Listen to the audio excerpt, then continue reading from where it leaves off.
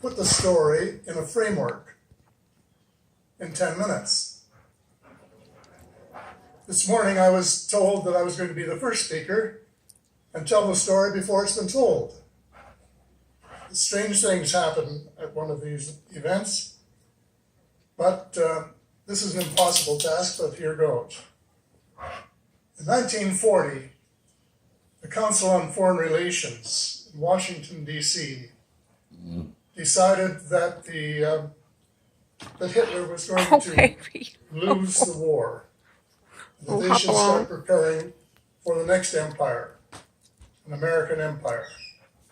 And it was to comprise all of the area that Hitler had coveted, including the United Kingdom, all of North America, New Zealand, Australia, and much of the Southeast Pacific Rim. And they've been working at it ever since.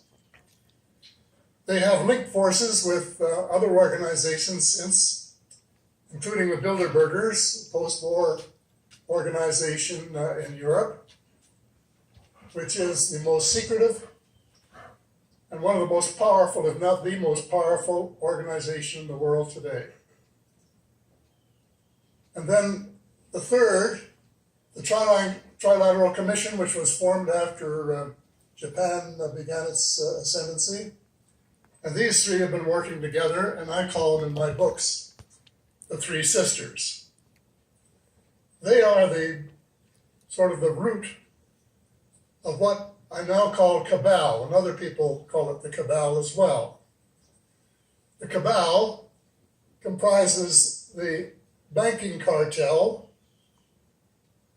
the oil cartel, the big transnational corporations, the intelligence agencies, many of them, but including the CIA, the FBI, the NSA, and a couple of foreign ones, the MI6 from the UK and the Mossad from Israel, and a huge slice of the American military. And they are the cabal, and they have been running the United States for the last half century. Where you go? To the point where presidents have been little more than talking heads, and the Congress hasn't had a clue as to what was going on.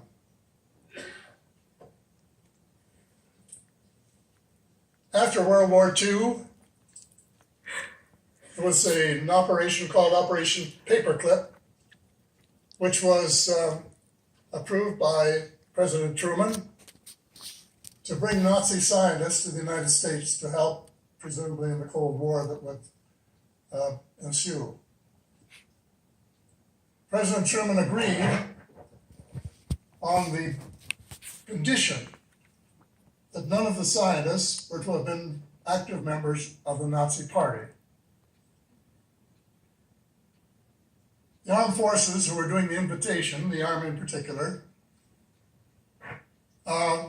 paid no attention to the president. As a former Minister of National Defense, I know how that works. And they recruited the ones they wanted. They gave them new names, new histories, and high-ranking jobs in the United States in the military and civil establishments. They were working on missiles and new weapon systems of various kinds. Well, then after the two crashes at Roswell, two UFO crashes at Roswell on July the 4th, 1947, one of the machines was sufficiently intact to be recovered, and they began back engineering that. Before long, they moved the operation to Nevada. And the president then was Eisenhower, and he wanted to know what they were doing out there, and they wouldn't tell him. So he threatened to send in the First Army from Colorado. They capitulated and allowed him to send 4 trusted members of the CIA to visit Colorado and see what was going on. But what was going on was exactly what they really expected, and that is the back engineering of one of the vehicles from the Roswell area. I don't think there's been a president since, well, actually Truman, who has really been in the loop, totally. President Eisenhower vented his frustration in his final speech to the American people at the time he was retiring from public life. He said, "Beware of the military-industrial complex." And the problem is we have paid no attention to him. An eyewitness who had worked in the company of President Eisenhower said what he was really concerned about was that the ET file had fallen into the wrong hands. And that's what he was really concerned about, and I wish he had said it. But that's, I guess, when the cover-up really got underway in earnest. Well, a lot of water has gone under the bridge since then. This cabal, their end game, is a world government.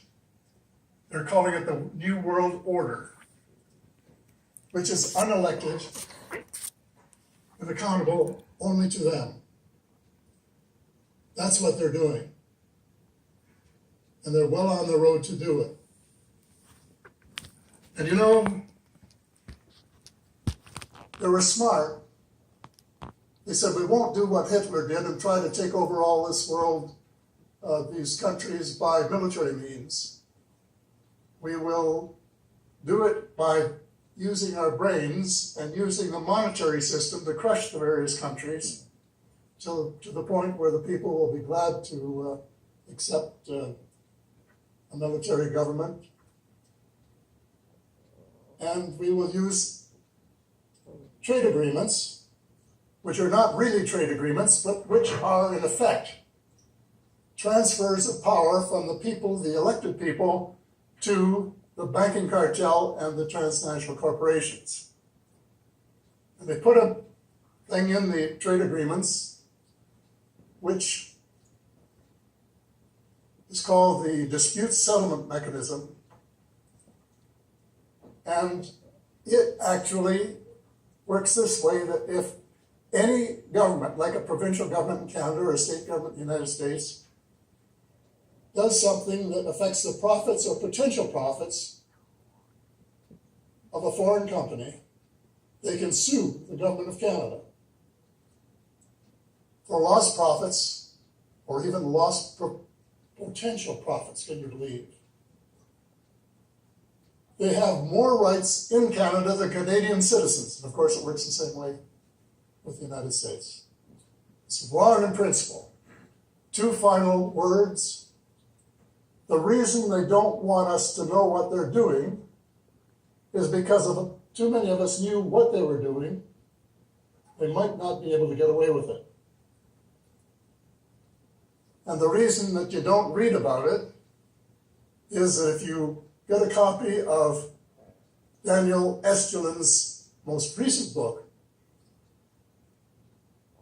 he was the writer of The True Story of the Bilderberger.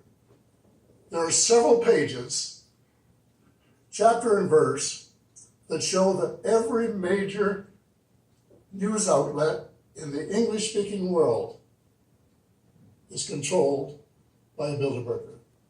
Thank you very much. So we're going to start